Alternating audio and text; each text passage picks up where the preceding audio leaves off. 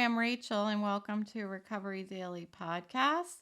Today's topic is growth requires change.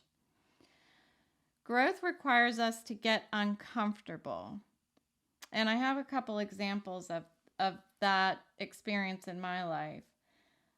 First and foremost, the thing that stands out the most to me is starting a new job.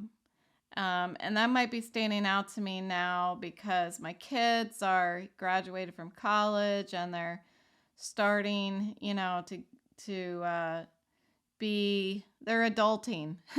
And I know what I felt like when I first started working, and it happened every time I started a new job, even the job that I'm in now. I remember just feeling like I had imposter syndrome. I remember feeling like I don't even know what these people are talking about, much less how I can start finding my place here.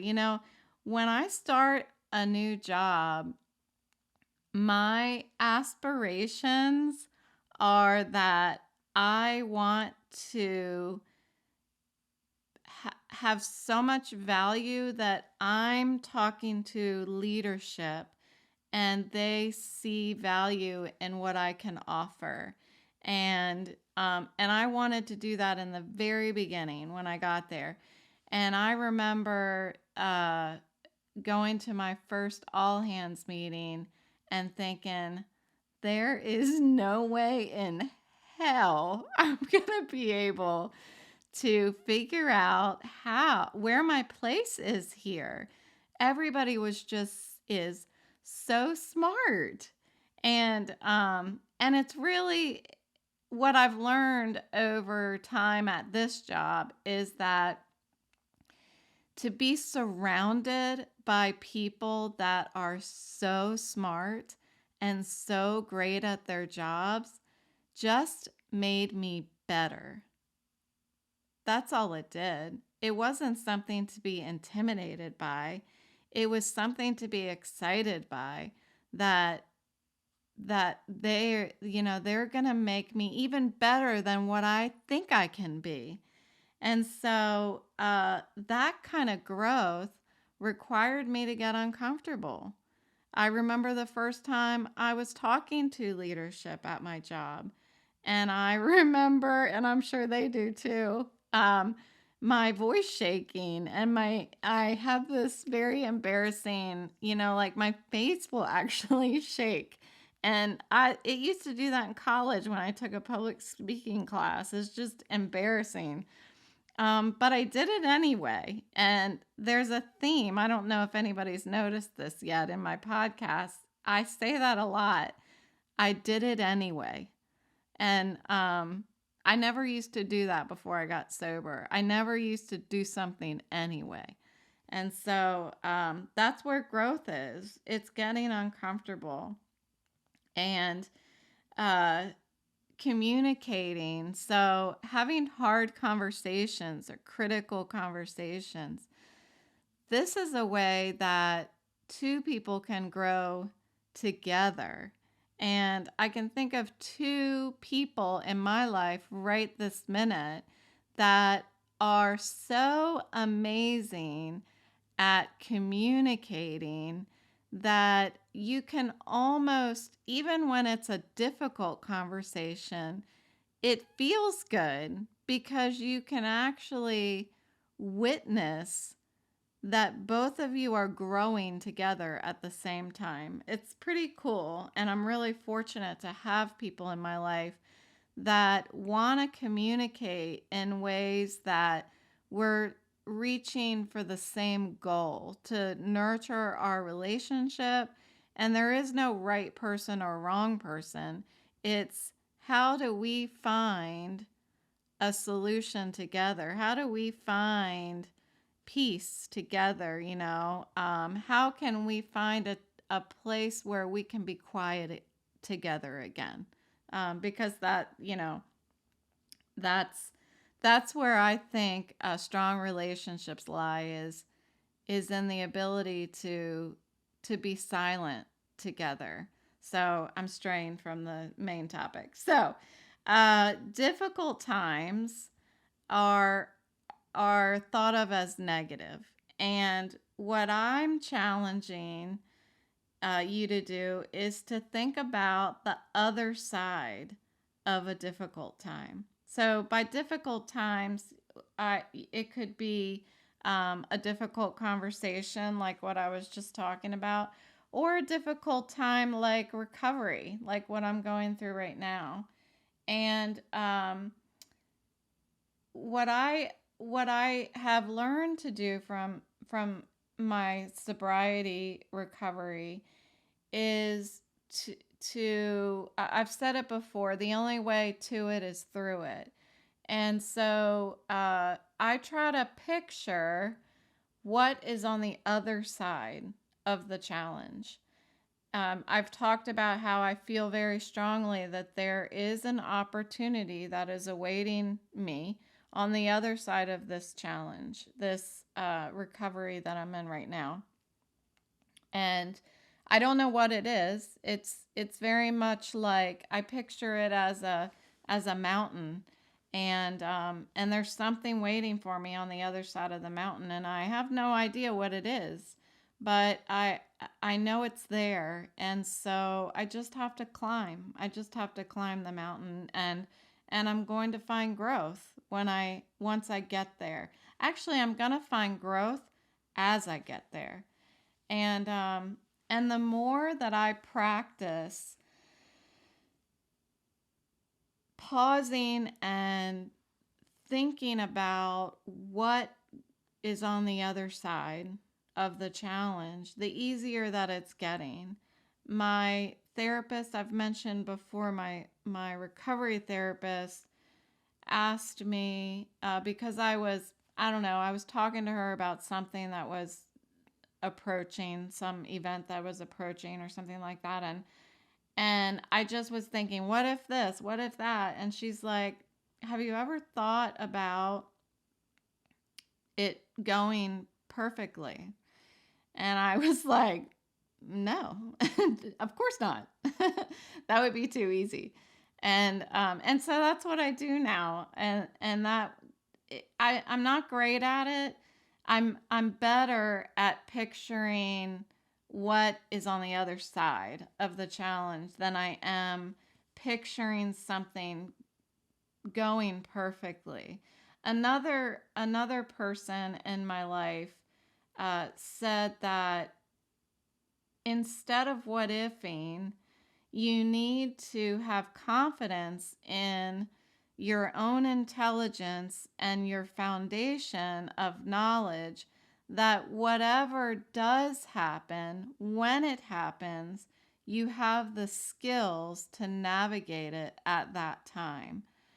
There's so much energy that goes into, so much wasted energy going into what ifing all the time. And so some of these great minds have tried to help me find an easier way to approach challenges. So just like growth requires us to get uncomfortable, change is very much uncomfortable, especially if you aren't looking at it as a growth opportunity. And the longer I sit and think about how I have to make a change, the longer I'm just standing still. And quite often the worse things are getting. And that's very much what happened to me as I was thinking, oh, I really have to, I'm going to have to pull away from work. I can't work. I'm going to have, I needed to make the change, but it's scary. It's scary. And comparing it to my drinking, I had to make the decision to stop drinking in order to stay alive. I I would have died if I kept drinking. There's no doubt in my mind. And the longer I'm sober, the longer I'm able to really believe that I wouldn't be here today had I not quit drinking 7 years ago. But in order to do that, I had to make a profound personality change. I couldn't continue to ignore my values. I was talking about values yesterday. I couldn't continue to ignore those and expect something to change. So what I was doing was allowing the conditions around me to cause me to change. But I didn't want to change. My work, my family, everything around me was trying to cause me to change. And I didn't want to. And when I finally made the decision that my life was unmanageable, I decided to make a change to meet the conditions around me. And that is just simply willingness. So I needed to have the willingness to change myself in order to meet the conditions, in order to continue to have a career, in order to be a mother, all of these things. I had to make a profound change. And as with sobriety, so I made the change to stop picking up a drink. And the first gift of that was sobriety. But there is so much more that I was not expecting that came from that change. There is an ongoing awakening that occurs if you continue to have the willingness to change. And with that ongoing awakening that occurs, you'll have the opportunity to grow regardless of success, failure, regardless of pain and joy. There are, when I got sober, they told me this, they meaning my program of recovery, told me that just because you're sober doesn't mean that life's not going to keep happening.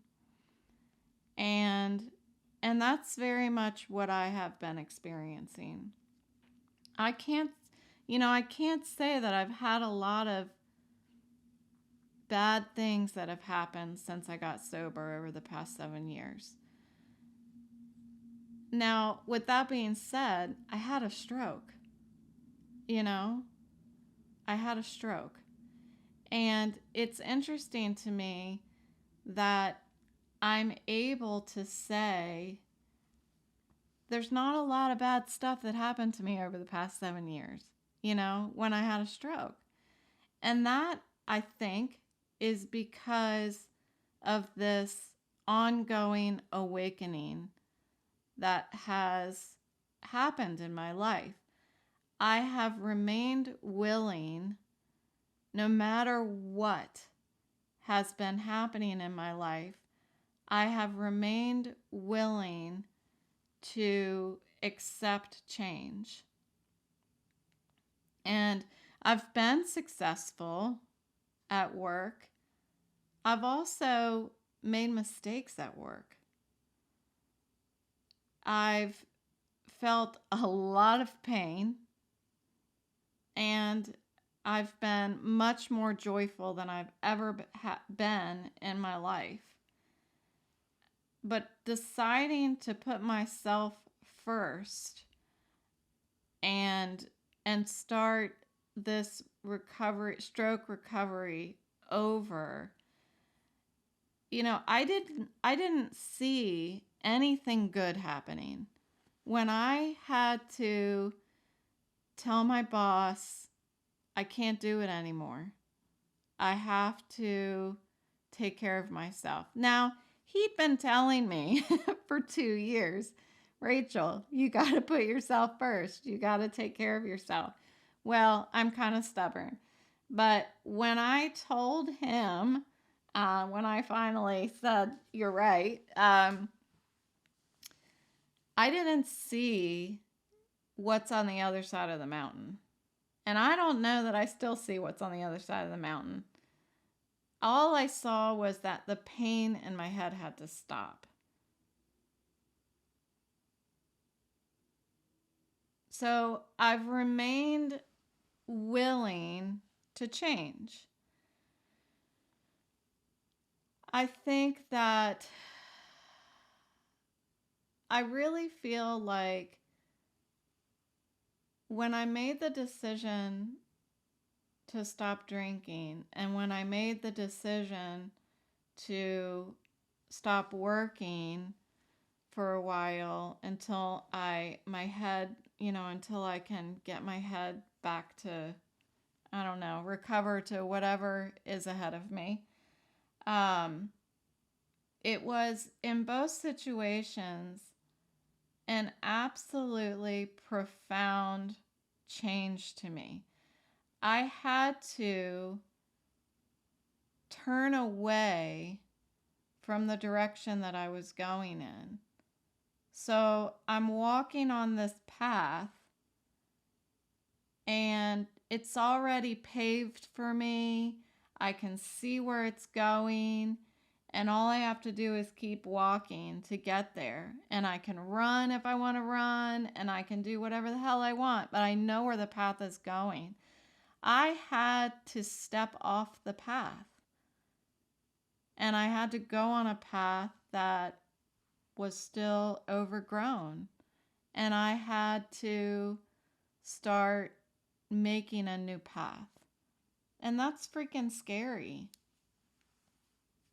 But I did it once, so I know I can do it again.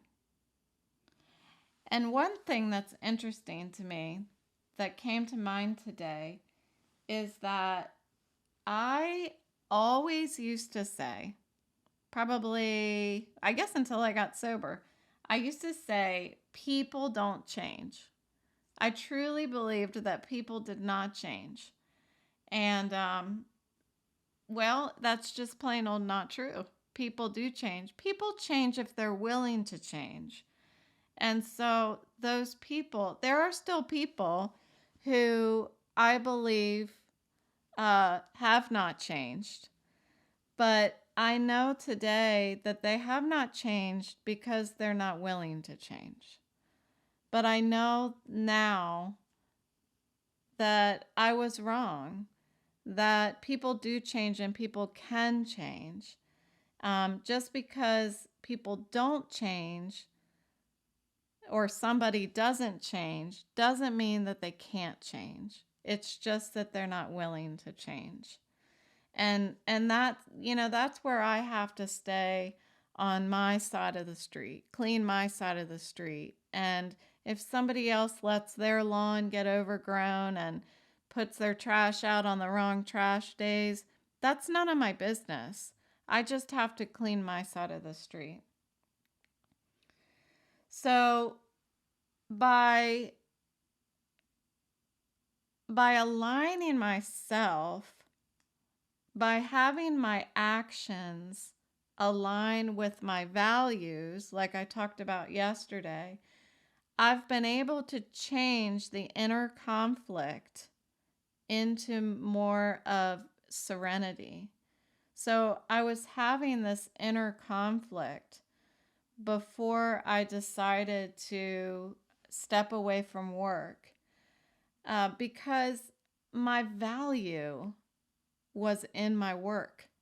That's what I felt like. Now, maybe I'm not doing the most critical role at my company, but it's it's important. It's an important job, and I feel like I added a lot of value. Add a lot of value. I'm talking in past tense.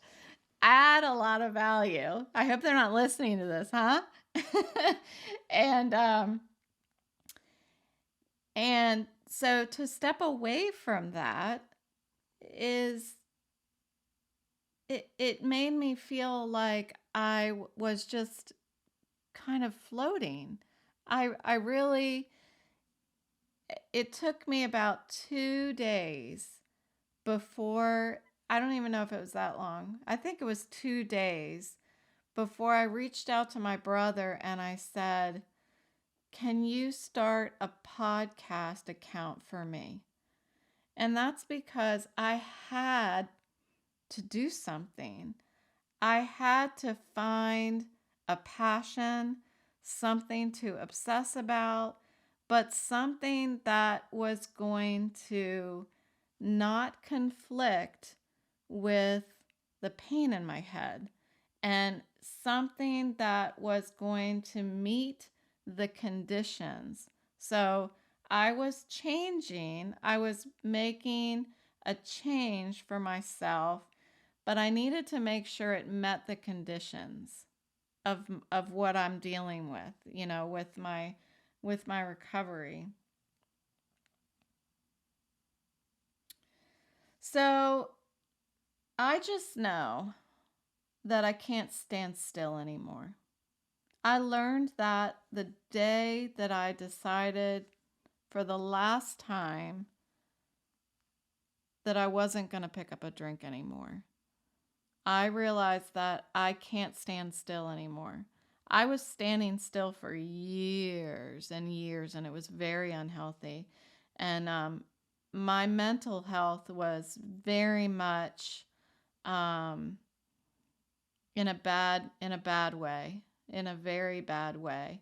I would call it insanity. I've called it that in previous episodes, but that's really what it was. If I compare my thought process to the way that it was back then, it was just insane. It was insane behavior. I was very unreasonable and unable to make decisions. I'm so grateful that somehow I was able to make that profound change. That's what's so difficult about people in a situation like that. People who are addicts and alcoholics is that you don't have your head, you don't have your head on straight. So how is somebody who is basically insane able to say, "Oh yeah, I'm killing myself. I need to stop." It's I think that's why it doesn't happen that often. So I'm super super fortunate. I don't know what the numbers are for how many people actually do get sober and stay sober, but I know it's slim to none. I'm a very lucky human being to be sitting here today, and for that reason, it's important that I do the most with what I have. And right now, I have a voice, and so I'm using it, and so I had to make a decision that my life was unmanageable again. And I had to start this road of recovery. And my boss called me today, and he said he he repeats to me over and over again. I want just making sure that I am putting myself first and I'm taking the time that I need to get better. And every time he calls me, he's saying that again. And I love it. I love it because it makes, you need that. If you feel about your career the way that I feel about a career, it's helpful to have somebody calling you and telling you, reminding you, Rachel, it's okay. I talked about that in a previous episode. It's okay. Just let go. Let go of everything. And so I'm still doing that, but I felt really good today, and so yay. But I've learned the hard way that when I feel good, that is not the green light for me to start doing things that I am not able to do, meaning, right, everything. I don't need to list them for you again, but I really want to go on a walk, but it's not time yet because I still feel dizzy and faint just walking around my house. So I'm afraid to get too far away from the house if I were to walk. So I'm still holding off on all of these things. But the good thing is I do feel good today.